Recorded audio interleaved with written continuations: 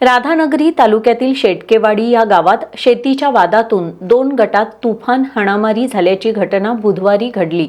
चित्रपटातील दृश्यांप्रमाणे दोन्ही गट काठ्या घेऊन आमने-सामने भिडले। काठीनं मारहाण, लाथाबुक्क्यांचा मार आणि महिलांची सुरू असलेली प्रचंड आरडाओरड यामुळे परिसरात काही काळ तणावाचं वातावरण निर्माण झालं।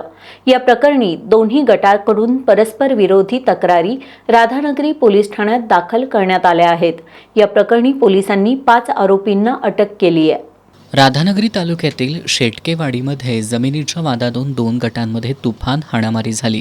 या प्रकरणी दोन्ही गटांकडून राधानगरी पोलीस ठाण्यात परस्पर विरोधी तक्रारी दाखल झाल्यात। नियती रणजित भोसले यांनी दिलेल्या फिर्यादीवरून भरत शंकर भोगुलकर, मनोहर शंकर भोगुलकर, सिद्धार्थ मनोहर भोगुलकर, आकाश खांडेकर आणि निखिल रेडेकर यांना अटक करण्यात आली आहे।